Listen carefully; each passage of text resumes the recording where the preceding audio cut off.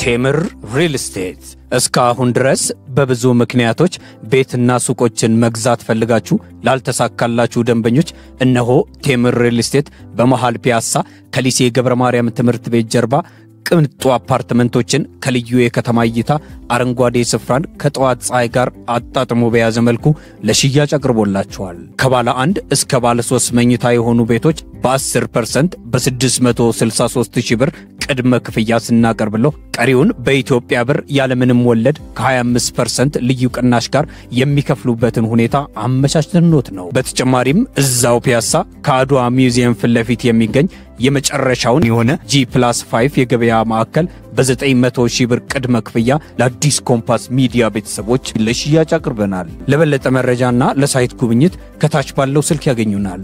ቴምር ሪል ስቴት። ወደ ሁለተኛው ክፍል እንሂድና የኤርትራ ጉዳይ የግብጽ ኤርትራ ዲዲአር ወዘተ የሚለውን አሁንም ከጌታቸው ጋር አስተሳስረን ግን ሌሎች ነገሮችንም ጨምረን እናነሳለንና በዛሬው የጌታቸው ረዳ ንግግር ላይ የትግራይ ታጣቂ አመራሮች ከኤርትራ ጋር የሚገናኙ አሉ ብሎ ዛሬም ተናግረዋል። መከላከያውም መግባት አለበት ስል ከኤርትራ አንፃር ነው እንዲገባ መፈልገው በዛላምበሳ ወዘተ ብሎ ቦታዎቹን አንስቷል። በታጣቂ አመራሮች ውስጥ ከኤርትራ ጋር አብረን ከግብጽ ጋር አብረን የሚሉ ሰዎችም አሉ ብሎታል። ስፔሲፊክ ስም ጥቀስ ሲባል አልጠቅስም የተወሰነ ቀናት ጠብቁኝ አይነት ነገር ብሏል። ቀጥታ ኮት ላርገው ጌታቸው የኤርትራ ሰራዊት ወደ ሙሉ ጦርነት ራሱን ችሎ ለመግባት አቅምም ፍላጎትም የለውም። ሁሉ ጊዜም ቢሆን የኤርትራ መንግስት ካልኩሌትድ ሪስክ ነው የሚወስደው። እቺን በደንብ እንድትይዝልኝ ፈልጋለሁ። ካንተ ጋር የተወሰነ ከምታራምዳቸው ሐሳቦች ጋር የተለየ ይመስለኛል ግን ምንድነው የምትለው ቴዲ የሚለውን እኔም ማስተያየቴን እሰጣለሁ። ያለን ያለው ጌታቸው አቅምም የለውም ፍላጎትም የለውም ብቻውን ለመግባት ነው ራሱን ችሎ ለመግባት። አሁን በትግራይ የሚደረገው እንቅስቃሴ አንዳንዶች በሻቢያ ላይ ሙሉ እምነት አላቸው። 1 2 3 ብዬ የምጠቅሳቸው የሰራዊት አባላት በእርግጠኝነት 3 4 አሉ የሚገናኙ። እነዚህ ሰዎች የትግራይ ሁኔታ አያሳስባቸው። ይቀጥላል። አሁንም ሻቢያ እንደምናምናችሁ ከፈለጋችሁ ቢያንስ ጊዜያዊ አስተዳደሩን ተቆጣጣራችሁ አሳዩን ብለዋል የሚል ነገር ተነስቷል። ይሄ የዛሬው የጌታቸው ረዳ አስተሳሰብ ወይ ማስተያየቶች ናቸው። እኛ ጋር ሲያነጋግሩን ሲያወያዩን በኢትዮ ሰላምም በአዲስ ኮምፓስም በሌሎችም ስንነጋገርበት የነበረ ነው። አንደኛ የኤርትራ ሰራዊት ወደ ሙሉ ጦርነት ራሱን ችሎ ለመግባት አቅምም ፍላጎት የለውም የሚለውን እንዴት ነው የምትመለከተው የሚለውን እንድታነሳው ቀጥሎ ያሉትን ያነሳዋቸውን ጨምረን ማንሳት ትችላለህ። ከእንትኑ ልጀምር። ይሄ ማስረጃ የሚባለውን አቅርቡሉ ተብሎ አይ አንድ ለሳምንት ጠብቁኝ ነው ያለውና ኦፍ ኮርስ ቴዲ ለምን እንደጠየቀው ይገባኛል። ማስረጃ አለኝ ስላልክ አቅርብ ማቅረብ ትችላለህ ወይ ነው የጠየቀው ያለው ራሱ ስላለ አቶ ጌታቸው ረዳ ስላለ ማለት ነው። ግን ከዚሁ ጋር ግን በተያይዞ አንዳንድ አካላትም እንደዚሁ ማስረጃ የለም ዝም ብሎ የሚቀርብ ክስ ነው የሚል ነገር ሲያነሱ ስለሚደመጥ ነው አይ ቲንክ ሐሳብ በሰጥበት ያልኩትኝ ማለት ነው። ኤርሚያስ እንደ አይነት ጉዳይ ላይ ማስረጃ ማግኘት አስቸጋሪ ነው። ወንጀል ነው፣ የጦርነት እቅድ ነው፣ በጣም በጥንቃቄ የሚደረግ ነው። በጣም በጥንቃቄ ጥቂት ሰዎች ብቻ ነው በዚህ ጉዳይ ላይ እውቅና ሊኖራቸው የሚችለው እና እንዲሁ በቀላሉ ማስረጃ የሚገኝበት ጉዳይ ተደርጎ ታይቶ ማስረጃ ማቅረብ ወይ ማስረጃ ማቅረቡ መባሉ እኔ ልክም አይመስለኝም። አንድ ሁለተኛ ኤርሚያስ ይሄንን ክስ የሚከሰው አቶ ጌታቸው ረዳ ብቻ አይደለም። ዲፕሎማቶች ይሄን ነገር ይናገራሉ። ትግራይ ውስጥ ያሉ ተቋሚዎች ይሄን ነገር ይናገራሉ። ትግራይ ውስጥ ህዝቡ ይሄን ይናገራል። ሰሞኑን አሁን ይሄን ያክል የኤርትራ መንግስት ሰላዮች ነበሩ ብሎ ራሱ ሰው ያወራል። ህዝቡ ይናገራል፣ ተቋሚ ይናገራል፣ የፌደራል መንግስት ይናገራል፣ ዲፕሎማቶች ይናገራሉ። ማለት ማን ሲናገር ነው ምናምነው? ይሄ ሁሉ ሰው ተናግሮ የክልሉ ፕሬዝዳንት ተናግሮ የክልሉ ምክትል ፕሬዝዳንት ተናግሮ ነው ሁሉም ጀነራል ጻድቃን ማለት ነው ሁሉም ተናግሮ በቃ እኮ ራሳቸው እና ዶክተር ደብረጽዮን ካልነገሩን አናምንም ነው ያልክ ያለው ቅድም እንዳልኩ ማስረጃ የማግኘት እድሉም ከባድ ነው በጣም በሚስጥር የሚያዝ ነው እንዲህ ቀላል ነገር አይደለም ይናገሩታል እኮ የፌደራል መንግስት በሚያቀው እሱ እኮ አለ የፌደራል መንግስት ግን ሁለት ነገር ነው የሚናገረው ሌላ የጦርነት ዝግጅት ሁሉ አላችሁም ጭምር ነው ይሄን ትግራይ ውስጥ ያሉ ተቋማዎች ሁሉም ነው የሚናገረው በቃ ይሄን የማይናገሩት እና ዶክተር ደብረጽዮን ብቻ ናቸው እነሱም በልበ ሙሉነት አይደለም ስለዚህ ማመን ነው የሚያስፈልገው ማመን ነው የሚያስፈልገው ሌላ አካል ቢሆን ኖሮ ይሄን ሁሉ ማስረጃ አንጠይቅም ያኔ የኤርትራ ሰራዊት ገብቷል ለማለት ኤርሚያስ ይሄ ሁሉ ማስረጃ አስፈልጎናል መንግስት ውሸት ነው ይያለ ኢትዮጵያ እኮ ሰራዊት ብትፈልግ ከሶማሊያ ታመጣለች እየተባለ ብዙ ነገር የመንግስት ባለስልጣናት ወጥተው እየተናገሩ ውሸት ገብቷል እንላል ነበር ይሄ ብዙ ሰው እስኪናገር አልጠበቅም ይሄም ግልጽ ነው ከትንታኔ ማኳያ ካየኸው እና ዶክተር ደብረጽዮን ወደ ኋላ መመለስ እስካልፈለጉ ጊዜ ድረስ ደሞ የሚመለሳሉ ብዬም አላስብም ምክንያቱም ግትርነት የህዋት የፖለቲካ መለያ ባህሪው ነው ግትር ናቸው ወደ ኋላ ይመለሳሉ ብዬ አላስብም ወደ ኋላ እስካልተመለሱ ጊዜ ድረስ በዚሁ መንገድ ወደፊት እንሄዳለን ካሉ መጨረሻው ውጤት ጦርነት እንደሆነ ይታወቃል እነሱም ቢሆኑ ከበስተጀርባቸው ዋስትና ካላገኙ በስተቀር ወደ ጦርነት የሚገቡበት ሁኔታ የለም እንደ ትላንትና ተነስ ብለው የሚቀሰቅሱትና አንድ የሚያሰልፉት ህዝብ የለም ብዙ ነገር ትላንት የነበራቸው አይደለም አሁን ላይ ያላቸው ከትላንት አንፃር ያነሰ ነው ያላቸው ከሰው ኃይልም አንፃር ከሚያስቡ ሰዎችም አንፃር የተሻሉ የሚባሉ ሰዎች የሏቸውም ስለዚህ አንዳች አስተማማኝ ነገር ሳይሆን ወደ ፊት የሚሄዱበት ምክንያት የለም ከትንታኔም አንፃር ግንኙነት እንዳላቸው ምንም የሚተተል የሚል ነገር አይደለም ግን አቶ ጌታቸው ረዳ 3-4 ሰዎች ስላለ በቃ የቀረህ እኮ ስም መጥራት ነው ለምን አጠራም ነው ተብሎ የተጠየቀው ያው እሱ ደግሞ አሁን ላይ ማይናገርበት የራሱ ምክንያት ይኖራል ኤኒዌይስ ግን ማመን ግን አለበት ነው በቃ ያልተናገረ ሰው ዲፕሎማቶች ጽፈዋል በዚህ ጉዳይ ላይ የኤርትራ መንግስት ፍላጎቱም አቅሙም አለ ወይ ከተባለ ፍላጎቱ አለው የኤርትራ መንግስት በኢትዮጵያ ደካማነት ላይ የተመሰረተ ብሔራዊ ጥቅም ነው ያለው ወይም የራሱን ብሔራዊ ጥቅም ሲያሰላ ያ ብሔራዊ ጥቅም የሚከበረው ወይም ደግሞ የሚጠበቀው ኢትዮጵያ ደካማ ስትሆን ነች ብሎ የሚያስብ ነው በኢትዮጵያ ውድቀት ላይ በኢትዮጵያ ድክመት ላይ ነው የኛ ብሔራዊ ጥቅም ሊጠበቅ የሚችለው በቀጠና ውስጥ እንግዲህ የኛ የሚባለው የመሪው ማለት ነው አጠቃላይ የኤርትራውያን ማለት አይደለም ከረንትሊ በስልጣን ላይ ያለው የኤርትራ መንግስት የሚመራው በአንድ ግለሰብ ነው የዛ ግለሰብ ፍላጎት የሀገሩ ፍላጎት እሱ የሚጠበቀው በኢትዮጵያ ኪሳራ ላይ ነው ኢትዮጵያ አሁን ባላት ቅርጽ እስከ ቆየች ጊዜ ድረስ አሁን ባላት ጥንካሬ እስከ ቆየች ጊዜ ድረስ ይሄ ማዕከላዊ መንግስቱ በቀጥታም ይሁን በተዘዋዋሪ ለፕሬዝዳንት ኢሳያስ አፈወርቂ ተገዢ እስካልሆነ ጊዜ ድረስ ፕሬዝዳንት ኢሳያስ አፈወርቂ የሚፈልጉትን ነገር አያገኙ በቀጠናው ውስጥ ወሳኝ ኃይል ሆኖ መውጣት ይፈልጋል ወሳኝ ኃይል ከምዕራባውያን ጋር ያላቸው ጸብ ስላልተመረጡ ነው አንዳንድ ሰዎች የፍልስፍና የፖለቲካ ፍልስፍና አድርገው ሊቆጥሩት ሲሞክሩ ከክብር ጋር ከኩራት ጋር ኢየሱስ ለማሳየት ሲሞክሩ ይገርመኛል አይደለም መመረጥ ይፈልጋሉ እድሉን ስላልተሰጣቸው ከሳቸው ይልቅ የሳቸው ተቀናቃኝ የተባሉት ጠቅላይ ሚኒስትር መለስ ዜናዊ ስለተመረጡ ነው የተመረጠውም ደግሞ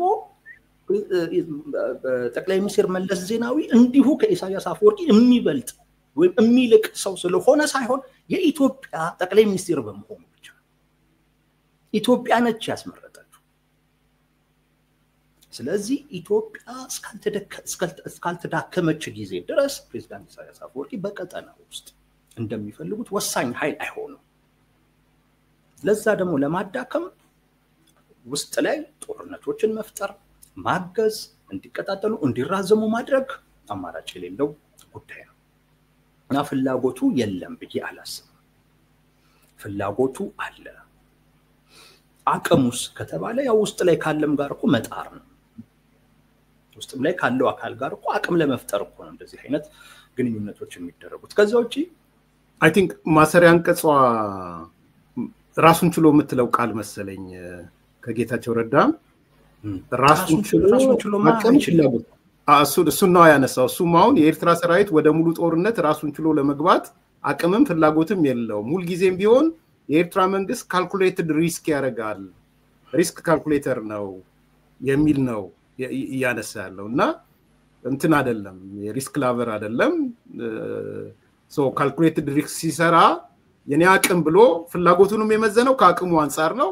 ፍላጎቱንም ከራስ አቅም ራስን ችሎ ከመቆም አንፃር ነው ፍላጎትም አቅምም የተለካው እና ማለት እየገባኝ ያለው ምንድነው ሶስተኛ ወገን ይፈልጋል ነው ባጭሩ እያለ ያለው እሱ ላይ ነው። ያለ ሶስተኛ ወገን በፍጹም አይችልም። በፍጹም ጦርነቱ ኢትዮጵያ ውስጥ ነው እንዲሆን የሚፈልገው። ኢትዮጵያ ውስጥ እንዲሆን የሚፈልገው በነገራችን ላይ ባለፈው የቀድሞ ፕሬዝዳንት የጻፉት ጽሁፍ ነበር አልጀዚራ ላይ የወጣው ዶክተር ሙላቱ።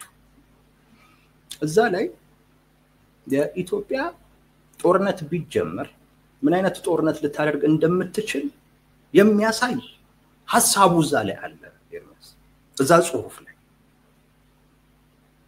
ይኸውልህ ጦርነቱ የፕሪቶሪያ ስምምነት ሲፈርስ ነው የሚጀመረው ነው ማለት የኤርትራ መንግስት የፕሪቶሪያ ስምምነትን ማፍረስ ይፈልጋል እና ከተፈረመ በማግስቱ አማራ ክልል ውስጥ ሚሊሻዎችን አስታጥቆ ጦርነት አስጀመረ። ለምን? ፕሪቶሪያ ስምምነትን ለማፍረስ። በሱ እየሞከረ ነው። አሁን አልተሳካለትም። አሁን ደግሞ ሌላ አዲስ እድል ደግሞ አገኘ ትግራይ ውስጥ። አንደኛው ፋክሽን ተመሳሳይ የኤርትራ መንግስት ከያዘው ፍላጎት ጋር ተመሳሳይ የሆነ ፍላጎት አለ። እሱ ምንድነው? ፕሪቶሪያ ስምምነትን ማፍረስ። ጽሁፉ ይሄንን ነው የሚለው። ስለዚህ የፕሪቶሪያ ስምምነት ሲፈርስ ያን ስምምነት ያፈረሰው የኤርትራ መንግስት ነው የሚከሰው፣ የትግራይ ኃይሎችን አይደለም። የትግራይ ኃይሎችን ምንድነው የሚላቸው? አስፈጻሚ አድርጎ ነው የሚያመጣቸው። የጦርነቱ ባለቤት የሚያደርገው የኤርትራን መንግስት ነው። ትግራይ ውስጥ ጦርነት ቢጀመር እርስ በርስ ነው የሚሆነው ውጊያው። አክሳሪ ነው እሱ፣ አክሳሪ ነው። ኢትዮጵያ መንግስት አይቶታል፣ ደጋግሞ በእርስ በርስ ጦርነት ከሷል። ከዚህ በኋላ የሚያደርገው ጦርነት ትርፍ ማምጣት አለበት፣ ወይም ደግሞ እንዳይደገም አድርጎ ማስቀረት አለበት። ስለዚህ ፕሪቶሪያ ከፈረሰ ጦርነቱ ከኤርትራ ጋር ነው። ጊዜያዊ መንግስቱ ከፈረሰ ፕሪቶሪያ ፈርሷል። ያንን ደግሞ ተልእኮ የሰጠው የኤርትራ መንግስት ነው። ስለዚህ ይሄ ከፈረሰ የኤርትራን መንግስት መውረር ወይም መዋጋት እችላለሁኝ ነው ጽሁፉ። የዓለም አቀፉ ማህበረሰብ ይሄን ወቁልኝ ነው። ትግራይ ውስጥ ጊዜያዊ መንግስቱ ከፈረሰ የዛ ተልእኮ ባለቤት የኤርትራ መንግስት ነው እና የኤርትራ መንግስት እኔ ላይ ጦርነት እንዳወጀብኝ ነው የምቆጥረው። ስለዚህ ጦርነቱ ትግራይ ላይ አይሆንም፣ ወይም ከትግራይ ኃይሎች ጋር የማደርገው የእርስ በርስ ጦርነት አይሆንም። የሚሆነው ከኤርትራ መንግስት ጋር የሚሆን ጦርነት ነው እንጂ በእርስ በርስ ጦርነት እዚህ ስላፋ አልከርምም እኮ ነው።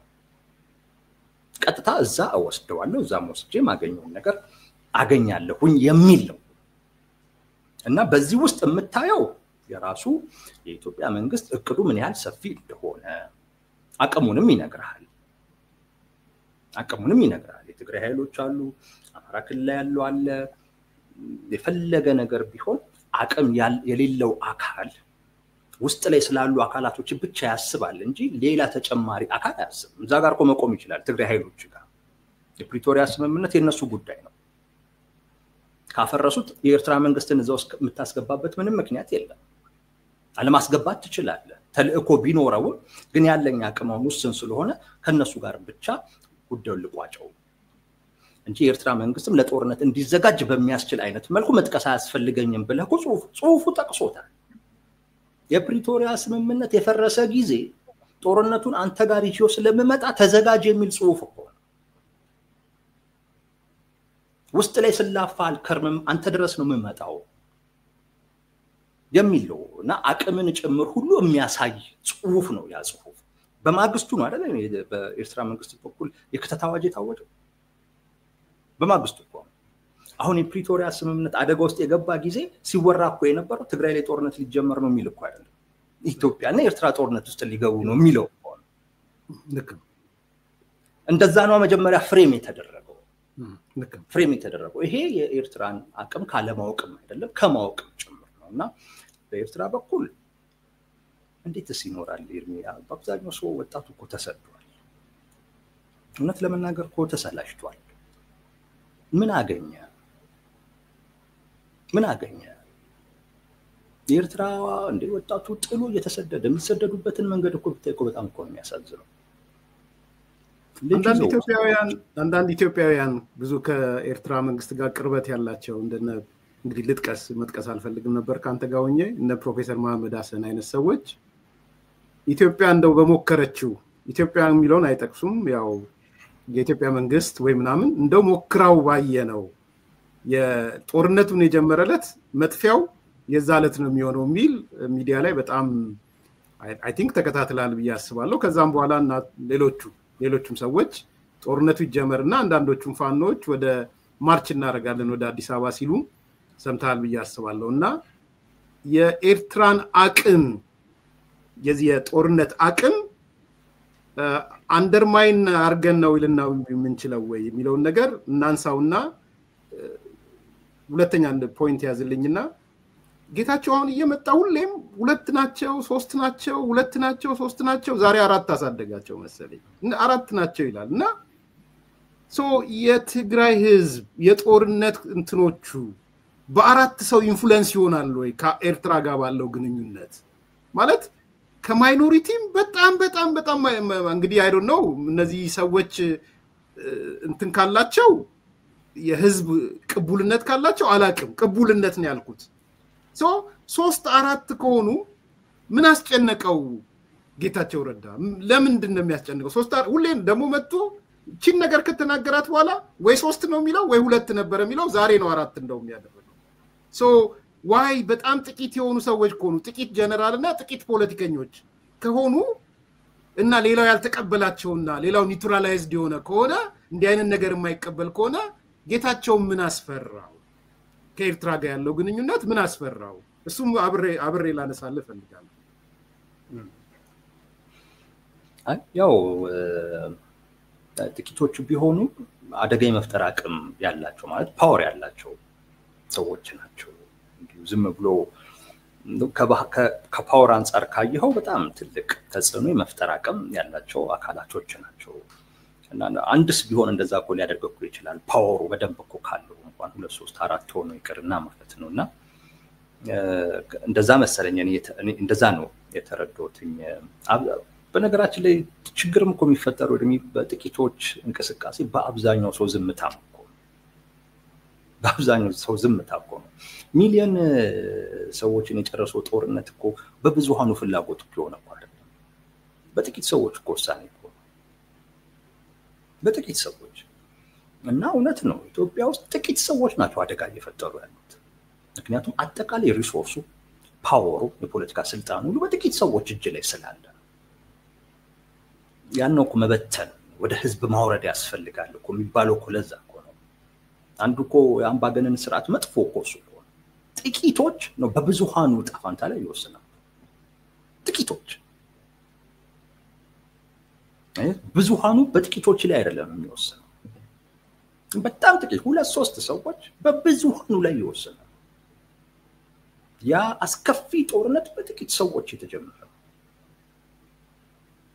እና ፓወር ያላቸው ችግር የሚፈጥሩ ጥቂቶች እነሱ ናቸው ግንኙነቱንም የሚያደርጉት። እንደገና እሱ ምናልባት ቀጥታ ግንኙነት ያደረጉትንም ሰዎች ሊሆን ይችላል እየጠቀሰ ያለው። ቅድም እንዳልኩ በጣም በሚስጥር የሚደረግ ጉዳይ ነው። ስለዚህ ጥቂት ሰዎች ናቸው ግንኙነቱን ሊያደርጉ የሚችሉት። ሌላው እኮ ሰሚ ነው። ጥቂቶች ናቸው ፊዚካሊ የተገናኙ መልእክት ምንም ሊለዋወጡ የሚችሉት።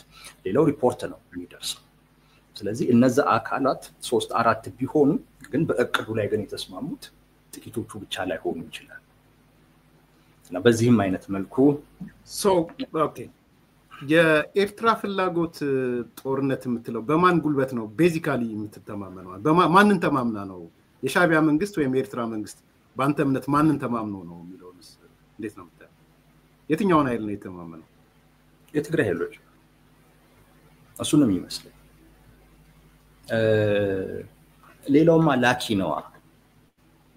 ለምሳሌ ከኤርትራ መንግስት በላይ ያሉ ግብጽ ምናምን ሊኖሩ ይችላሉ። ግን ግብጽ ቀጥታ መጣ ከኢትዮጵያ ጋር ልትዋጋ የምትችል አይመስለኝም። ያንንም ማድረግ የሚጎዳት ይመስለኛል በብዙ መልኩ። አቅም የላትም እያልኩ ሳይሆን ግን እንደዛም አይነትም ልምድም የላትም ግብጽም በዓለም አቀፉ ማህበረሰብም ዘንድ የሚያስጠቃትም ይመስለኛል። ይህን ያነሳውን ለምንድን ነው ዛሬ የኦኤምኤን ላይ የወጣ የሆነች ነገር አይቼ ነበር እና ያው ኦሮሞ ሚዲያ ኔትወርክ እንደ ሪፈረንስ ማነሳበት ምክንያት የቲፒኤልኤፍ ሰዎች ኦኤምኤን ሲያወጣ መግለጫ ይሰጣሉ። እሱ ስላየው ሰከንድ ያደርጉታል። የሆነ ሚዲያ አይደለም፣ በቃ ለነሱ ፎከስድ የሆነ ሚዲያ ነው አንዱ ኦኤምኤን። ታስታውስ ከሆነ አንዴ መግለጫ ሲያወጡ በኦኤምኤን ላይ አወጥተዋል እና ኦኤምኤን ዛሬ የኢንተለጀንሲ ሪፖርት ብሎ ይዞ ወጥቷል። ምንድነው የኢንተለጀንሲ ሪፖርት የሚለው? የህወሓት ቡድንና ቡድኑን የሚደግፈው የትግራይ ወታደራዊ አዛዦች የነደብረጽዮን ማለት ነውና ወታደራዊ አዛዦች በመቶ ሺዎች የሚቆጠሩ ወታደሮችን ለጦርነት ሲያዘጋጁ መቆየታቸውን የኢንተለጀንሲ ሪፖርት አመለከተ ይላል። ለኦኤምኤን የደረሰው ማለት ለኦኤምኤን የደረሰው የኢንተለጀንሲ ሪፖርት እንደሚያመላክተው በነደብረጽዮን ገብረ ሚካኤል የሚመራው የህወሓት ቡድንና ቡድኑን የሚደግፉት የትግራይ ወታደራዊ አዛዦች በሰሜን ጦርነት ወቅት የነበሩ ተዋጊዎችን ትጥቅ ፈተው ወደ ህዝቡ እንዳይመለሱ ሆን ብለው ሲያደርጉ ነበር ይላል። በተጨማሪም በሰሜን ጦርነት ወቅት የተፈናቀሉ የትግራይ ተወላጆችን ወደ ቀያቸው እንዳይመለሱ ሂደቱን ሲያስተጓጉሉ እንደነበረ የመረጃ ምንጮች ጠቅሰዋል። ይሄ ቡድን ቤዚካሊ ለጦርነት እየተዘጋጀ ነው የሚል ሐሳብ ነው የሚያነሳው። ቡድኑ የኢትዮጵያ መንግስት በተጨማሪም ቡድኑና ደጋፊዎች የጦር አዛዦች በምዕራብ በትግራይ በኩል የጦር መሳሪያ ማስገባት እንደማይቻል በኤርትራ በኩል የጦር መሳሪያ እንዴት ማስገባት እንዳለበትና ነገሮች ከጠነከሩ ከኤርትራ ጋር እንዴት ከለላ ማግኘት እንደሚቻል ላይ በኤርትራ መንግስት ጋር ተደጋጋሚ ውይይት አድርገዋል ይላል እና ዝርዝሩ ምናልባት እዛ ሄደው ማንበብ ይችላሉ። እና ኦልሞስት የመቶ ሺዎች ዝግጅት ተደርጓል። ከኤርትራም ጦር መሳሪያ የሚያገኙበት ሁኔታ ተመቻችቷል። የኢትዮጵያ መንግስትም በሚሊዮኖች እያሰለጠነ ነው የሚል ነገር በአፋር አካባቢ በምዕራብ አካባቢ ደግሞ የኢትዮጵያ መንግስት የጦር መሳሪያና የጦር እንትኖችን አስፍሯል የሚል ነገር መጥቷል። ዛሬ ደግሞ የሳተላይት ምስሎች ተብሎ የኤርትራ መንግስት የጦር መሳሪያ እንትን ሚሊተሪ እያሰፈረ ነው የሚል ሚዲያዎቹ ላይ እየተሯሯጠ ነው። ከዛ አንፃር ምንድነው የሚታየ? ክሊር ኤንድ ፕሬዘንት የሆነ በግልጽና ተጨባጭ የሆነ የጦርነት ነገር ዛሬና ነገ መጥቷል ብለህ ታስባለህ? ነገና ከነገ ወዲያ እኔ እንደዛ ነው የሚሰማኝ። የሆነ የማይቀር ጦርነት ከፊት ለፊታችን ያለ ነው የሚመስለኝ። ምናልባት ላይፈልጉት እኮ ይችላሉ፣ ግን በዚህ ጦርነት ውስጥ ወሳኙ ብዙ ነው። የኢትዮጵያ የፌደራል መንግስት አንድ ወሳኝ አካል ነው። የትግራይ ኃይሎች ወሳኝ አካል ናቸው። የኤርትራ መንግስት ወሳኝ አካል ነው። ከኤርትራ መንግስት በስተጀርባ ያሉ በነገራችን ላይ እነሱ አይተማመንም። እነሱን እምልህም ቅድም በኢትዮጵያም በኩል እንዲሁ ስላሉ የአንዱ መግባት የሌላውን መግባት ያስከትላል እና ጉዳዩ በጣም ከባድ ነው ሊሆን የሚችለው። እሱ አይፈቀድም። ተጨባጭ አቅም ኤርትራ ሊኖረው የሚችለው ከትግራይ ኃይሎች ነው እምልህ በዛ ምክንያት ነው። እና ወሳኙ ብዙ አካል ነው በዚህ ጦርነት ውስጥ። የሆነ አካል አልፈልግም ስላለ የሚተወው አይደለም። ሳያውቀው ከቁጥጥር ነገሩ ወጥቶ በአንዳቸው ያልተገባ ውሳኔ ሊጀመር ይችላል። ጦርነቱ ሊጀመር ይችላል። ምክንያቱም በዚህ ውስጥ ወሳኝ የሚባሉትና ይሄን ጦርነት የሚፈልጉ ብዙ አካላቶች አሉ። በተለይ የምስራቅ እዚህ ይሄ መካከለኛው ምስራቅ ያሉ አገራቶች ቀይ ባህር ላይ ያላቸውን ጉዳይ እንትን ለማለት ነው። በምዕራባውያን በኩል ጦርነቱ ይፈልጋል።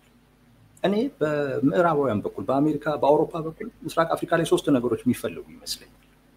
ብዙ የዲፕሎማሲ ስራ የማይፈልጉ ማለት ነው። አንደኛው የኤርትራውን ፕሬዝዳንት ማውረድ ተፈላጊ ነው። ብዙ ዲፕሎማሲ ብዙ መስጠት ያለበት ጉዳይ አይደለም። ብታደርጉ ይፈልጉታል። ሁለተኛው ኢትዮጵያ የባህር በር እንድታገኝ ብዙ የዲፕሎማሲ ስራ ያስፈልገው ምዕራባውያን ጋር ነው ማለት አረቡ ጋር ነው መስራት ያለብህ እንጂ ቀጠናው ላይ ነው እንጂ መስራት ያለብህ ምዕራባው ይፈልጋል። በተለይ የመን ጋር ካለው ትልቅ ችግር ጋር በተያያዘ የሶማሊላንድ እውቅና ማግኘት አሜሪካ ዲል እያደረገች ነው። ሶማሊላንድ የሆነ ቤዝ ሰጣት እውቅና ለመስጠት ዲል እያደረገች ነው።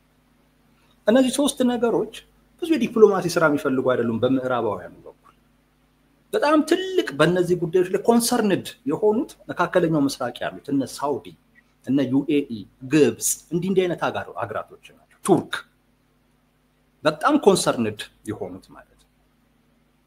እና እነዚህ አካላቶች ራሱ የሚፈጥሩት ግፊት ቀላል አይደለም። የሚፈልጉት ነገር ነው። ለምሳሌ ዩኤኢ ኢትዮጵያ የባህር በር ብታገኝ በጣም ነው የምትፈልገው። ምክንያቱም ከኢትዮጵያ መንግስት ጋር ትልቅ ግንኙነት አላት። ኢትዮጵያ የባህር በር አገኘች ማለት በቀይ ባህር በኩል ላይ ያላትን ፓወር አጠናከረች እንደማለት ነው። ሳውዲ ደግሞ የዩናይትድ አረብ ኤሚሬትስ ወደዚህ እንድትመጣ ፍላጎት የላትም። የነዚህ ግፊት ራሱ ማለት እሳቱ አይነካቸውም፣ ሩቅ ናቸው። አርጉት ብሎ የሚገፉትም ግፊት አለ። ይሄንን ከግምት ስታስገባ በሆነ ምክንያት ጦርነቱ የሚጀምር ይመስላል። ሁሉም ዝግጅት ላይ ነው። በራሱ ዝግጅትም ጦርነት እኮ ያስጀምራል። ቀደም አንድ ነገር ያነሳ ነበር። ኤርትራ ለምሳሌ የኤርትራ መንግስት ከወታደራዊ ስልትም አኳያ ነው የምልህ ጦርነቱ ከተጀመረ ቀድሞ ቢጀምር ያዋጣዋል። የኤርትራ መንግስት ወይም ደግሞ ቀድሞ ለመጀመር ይገደዳል። ምክንያቱም ትንሽ ሀገር ነች። የኢትዮጵያ መንግስት ቢጀምረው ጦርነቱ ኤርትራ ውስጥ ነው የሚሆነው። ትንሽ ሀገር ከመሆኑ የተነሳ ማዕከሉ ላይ ለመድረስ ብዙ አይደለም፣ ሩቅ አይደለም። ትንሽ ከገፋህ ማዕከሉ ላይ ሌላ ችግር ሊፈጠር ይችላል። ስለዚህ ትንሽ ሀገራቶች በጂኦግራፊካሊ በስፋት ትንሽ የሆኑ ሀገራቶች ቶሎ ብለው ነው ጦርነቱ የሚጀምሩት ከነሱ ክልል ውጪ እንዲሆን። አሁን ኢትዮጵያ ላይ ቢጀመር አዲስ አበባ እስኪደርስ ረጅም ርቀት አለ። አይተህ ከሆነ የትግራይ ኃይሎች እኮ ሲመጡ እኮ ነበር አይደል? ሸዋ ድረስ እኮ መጥተዋል። ግን ኃይላቸው እየተበተነ እየሳሳ ነው የሚመጣው። ሳፕላይ ቼኑም ችግር ውስጥ ይገባል። መንግስት ግን ልክ ትግራይ ውስጥ እንደገባ መቀሌ ላይ ነው ችግር የተፈጠረው። ልክ ትግራይ ውስጥ እንደገባ ለምን ቅርብ ነው ርቀቱ ራሱ። አንውጣ ምናምን ወዲያው ነው የሚጀምረው ማለት ነው። እና ከወታደራዊ ስልትም አኳያ ይሄ የመሳሪያ ክምችት በቅርብ ርቀት እየበዛ ሲመጣ ጦርነቱን እነሱ ከጀመሩ ተጎጂ ስለመሆን ቶሎ ብዬ እነሱ ክልል ውስጥ ላድርገው ብሎ አንዱ ወገንም ሊጀምሩ ይችላል።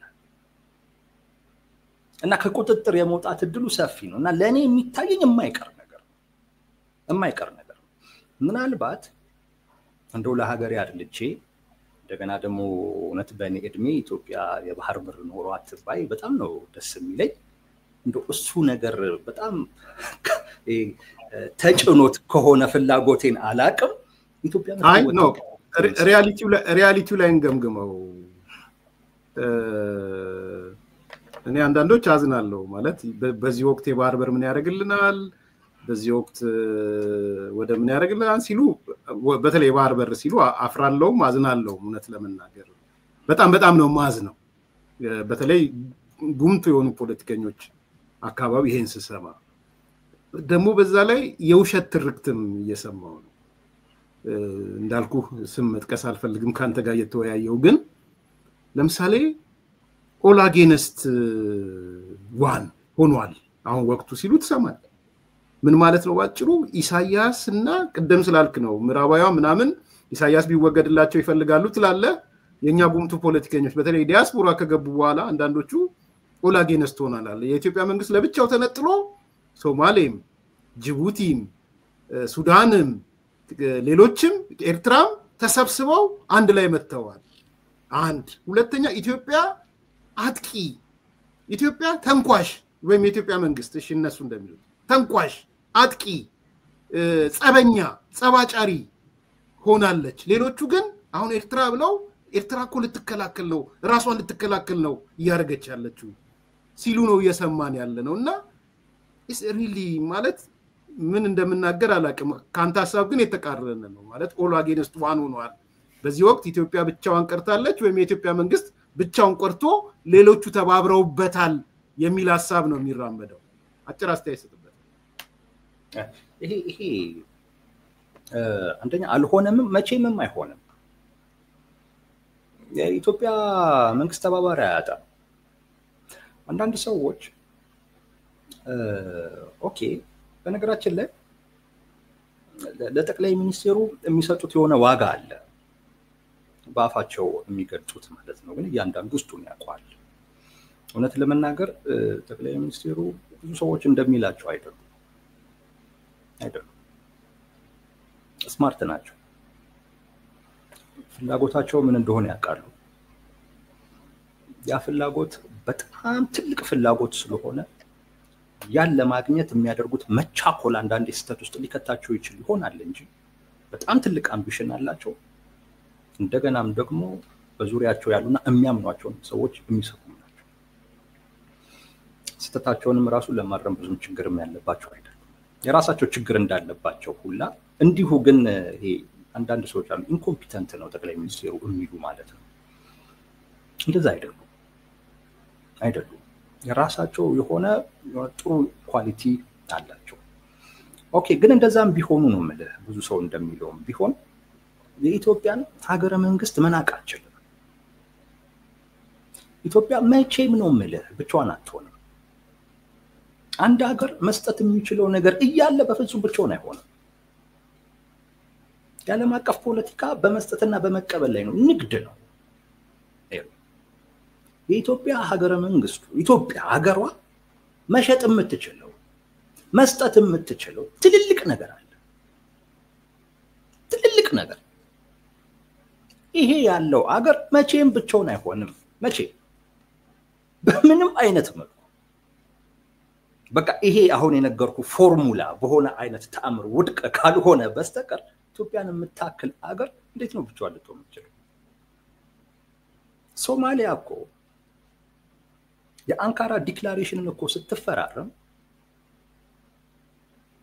ከህልውናዋ ጋር እኮ ጉዳዩን እኮ አይታው እኮ የኢትዮጵያ መንግስትን ማጣት ለግብጽ እጇን ዘርግታለት የለም እንዴ የኤርትራ መንግስት እጃቸውን ዘርግቶ የለም እንዴ ወግድ ብለው እነሱን ከኢትዮጵያ መንግስት ጋር የተፈራረሙት ለምንድን ነው ከኢትዮጵያ መንግስት ጋር የተለየ ፍቅር ስላላቸው ነው እንዴ አይደለም የሁለቱ ሀገራት ህልውና የተያያዘ ስለሆነ በተለይ የመንግስታቶቹ ሶማሊያ ውስጥ ያለው ሞቃዲሾ ውስጥ ያለው መንግስት ህልውናው በኢትዮጵያ መንግስት ላይ ተመሰረተ ከዛ ጋር የተያያዘ ነው ከኢትዮጵያ መንግስት ጋር ተጣልቶ በግብጽ አይደለም በኤርትራ መንግስት አይደለም ጅቡቲ ለጅቡቲ የምንሰጠው ነገር ስንት ነገር ነው ያለው እና መስጠት ምን ሌሎቹ እኮ ስላልተረጋጉ እኮ ነው ደቡብ ሱዳን ሁሉ ብትወስድ ኬንያ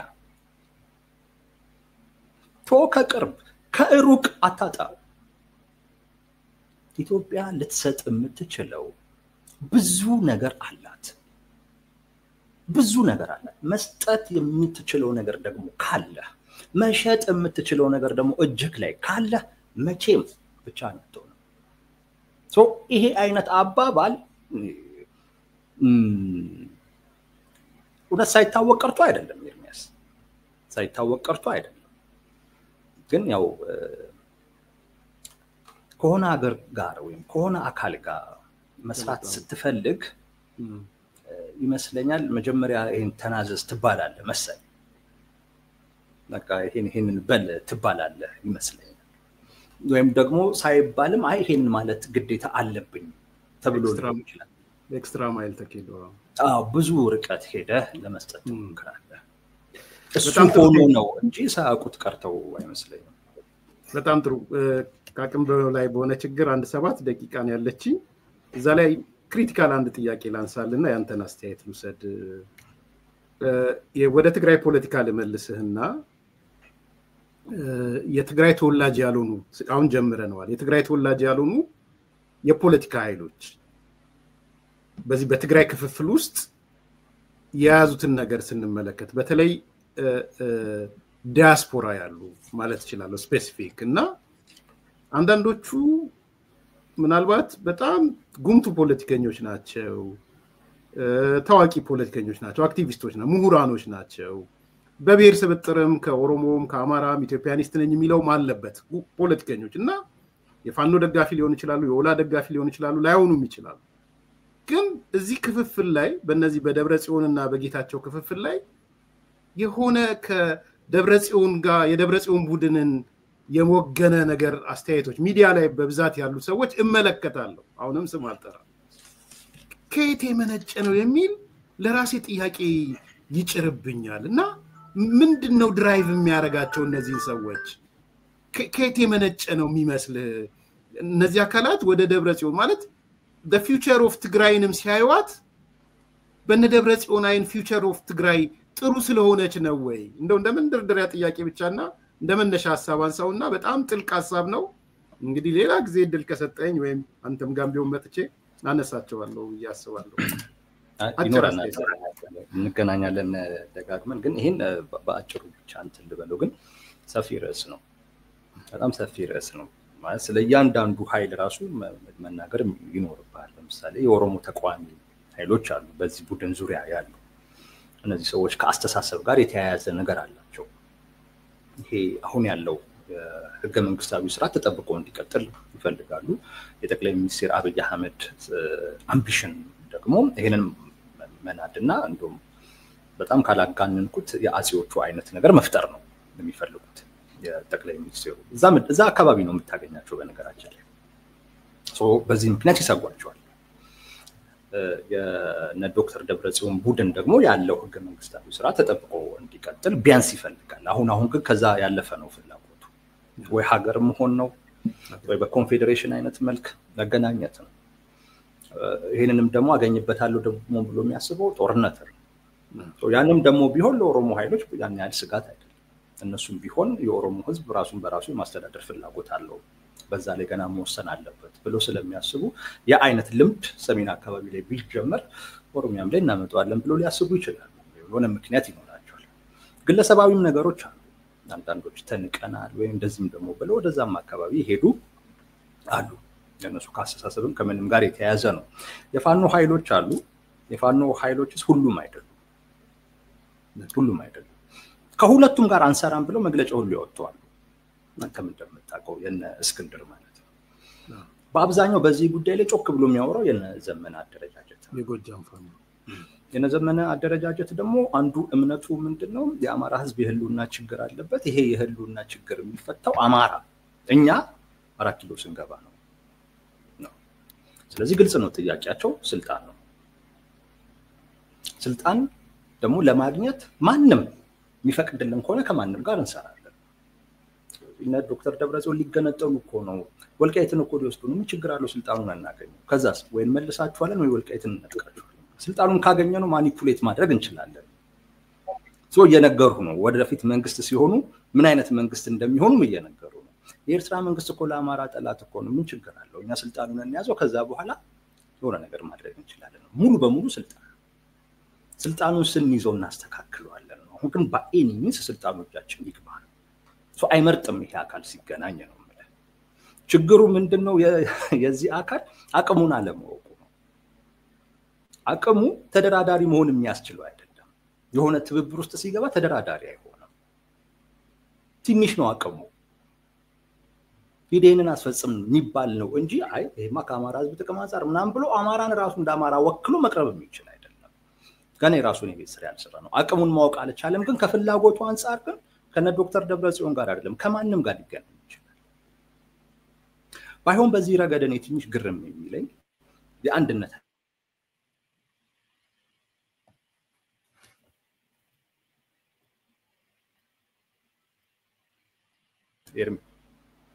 ቀጥል ሶሪ ኦኬ የአንድነት ኃይል የአንድነት አልጠብቅም ከነ ዶክተር ደብረጽዮን ጋር ሊሆኑ ይችላሉ የአንድነት ኃይል የሆነ ማለት ነው። አንደኛ የነ ዶክተር ደብረጽዮን ቡድን የህዝቦችን ትስስር አደጋ ውስጥ የሚከት አቋም አለው። ያ ማለት በወልቃይት ጉዳይ ላይ ያለው አቋም ማለት ነው። ለነሱ ትክክል ሊሆን ይችላል። ነገር ግን ወልቃይት ሙሉ በሙሉ ወደ ትግራይ መምጣት አለበት የሚለው አቋም ግን በአማራና በትግራይ ህዝብ መካከል የሚፈጥረው ቅራኔ ነው። የማይካድ ነው። እነሱ አያገባንም ሊሉ ይችላሉ። እንግዲህ አያገባኝም ከሚል አካል ጋር አንተ የህዝቦች ትስስር ጤናማ መሆን አለበት የምትል አካል ምን ትሰራለህ ነው? ምን ትሰራለህ? የአንድነት ኃይል ማለት እኮ የህዝቦች ትስስር ጤናማ እንዲሆን የሚፈልግ አካል ነው አይደል? ያለሱማ አንድነት አይመጣም። የህዝብ ለህዝብ ትስስር ጤናማ መሆን አለበት። የፖለቲካ ማህበረሰቡ ጋር ራሱ የሚቻቻል አይነት አመለካከት መኖር አለበት። የነ ደብረጽዮን ቡድን በሁሉም ረገድ ካየው መቀበል እንጂ መስጠት የሚፈልግ አይደለም። ምንም አይሰጠው። ወልቃይት ስትለው አይሰጥም። ወይ ወደፊት ተደራደርንበት ምናምን አይልህም። ምንድነው የሚል አምጣ የትግራይ ነው የኛ ነው ነው የሚል። ስለዚህ ወይ ተሰጣለህ አልያም አይመለከተኝም ብለኸው ነው የምትሄደው። እና የአንድነት ኃይል ሆነ እንደዚህ አይነት አቋም ያለው አካል ጋር ምን ታደርጋለህ ነው? ምንም ልታደርግ ከስሌት አኳያ አይሆንም። ዛሬ አቶ ጌታቸው ረዳ ተናግሯል። በተለይ ይሄ ሀገር ከመሆን ፍላጎት ጋር በተያያዘ አብዛኛው የትግራይ ልሂቅ እንደዛ አይነት ፍላጎት እንዳለው የሚጠቁም ንግግር ነው። መሬት ላይም ያለው እሱን የሚያሳይ ነው። ሀገር የመሆን ፍላጎት አለ። እሱ ፍላጎት ትላንትም የነበረ ነው፣ አሁን ተባብሶ የቀጠለ ነው፣ ሳይሆን የመጣ ነው እንጂ ሊያከራክረን ይችላል። ግን እውነታው ግን አለ። ይሄ ፍላጎት ቢያንስ ሞቅ ሲላቸው እንኳን የሚያወጡት ማለት ነው። አቶ ጌታቸው ረዳ አይነት ሰው እሱ ከፌደራል መንግስት ጋር ጥሩ ግንኙነት አለኝ የሚል አካል ሞቅ ሲለው እንኳን ይሄ ፍላጎት አለው። ሌሎቹ ደግሞ የበለጠ አለ ማለት ነው። እንደዚህ መሆን የሚፈልግ አካል ጋር የአንድነት ኃይል ምን ያደርጋል ነው ማለት። የኢትዮጵያን አንድነት የሚያስብ አካል እነሱ ጋር ምን ያደርጋል ነው? ከዚህ ምን ያገኛል? ምንም የሚያገኘው ነገር የለም። ሌላኛው የህገ መንግስቱ ጉዳይ የህገ መንግስቱ ጉዳይ ኢትዮጵያውያንን የከፋፈለ ነው ብለን ነው የምናስበው። የነ ዶክተር ደብረጽዮን ቡድን በዚህ ረገድ የሚሰጥህ ምንም ነገር የለም። ምን ታደርጋለህ? ለመስጠት ብቻ ነው እዛ የምትቀመጠው። የምትቀበለው ነገር የለም። የምትቀበለው ነገር የለም። ላስላ ካልክ ትርቃለህ ማለት መራቅ ብቻ አይደለም፣ ትታገላቸዋለህ። ለህዝብ ጤናማ ትስስር ብለህ ትታገላቸዋለህ። ለሀገር አንድነት ብለህ ትታገላቸዋለህ። ርቀህም አይደለም የምትሄደው፣ ትታገላለህ እንጂ። እና የአንድነት ኃይል ሆነ እዛ ምንም የምትሰራው ነገር የለም። ዝም ብለህ ነው የምትሰጠው። ከስሌት አኳያ ግራ የሚያጋባኝ የአንድነት ኃይል ሆኖ እንደ ዶክተር ደብረጽዮንን መደገፍ አባቸው እዚህ ላይ ሶሪ በጣም ይቅርታ፣ በጣም አወያይ ሐሳብ ነው። ታቅም በላይ የሆነ ነገር ስላጋጠመኝ ነው። በጣም ይቅርታ ጠይቃለሁ። እግዚአብሔር ይስጥልኝ ቴዲ፣ በጣም ነው ማመሰግነው። በጣም ነው ማመሰግነው። የአዲስ ኮምፓስ ቤተሰቦችንም በጣም አመስግንልኝ። ቴንክ ዩ። አድማጭ ተመልካቾች ላይክ አድርጉ፣ ሰብስክራይብ አድርጉ፣ ሼር አድርጉ። እቺን ውይይት አጠናክረን እንቀጥልበታለን። በጣም ጠቃሚ ሐሳብ ነው የተነሳው። እስከዛው ድረስ ግን ጥያቄ አስተያየት ካላችሁ ላኩልን። የዛሬው ፕሮግራማችን በዚህ ተጠናቀቀ። መልካም ቀን።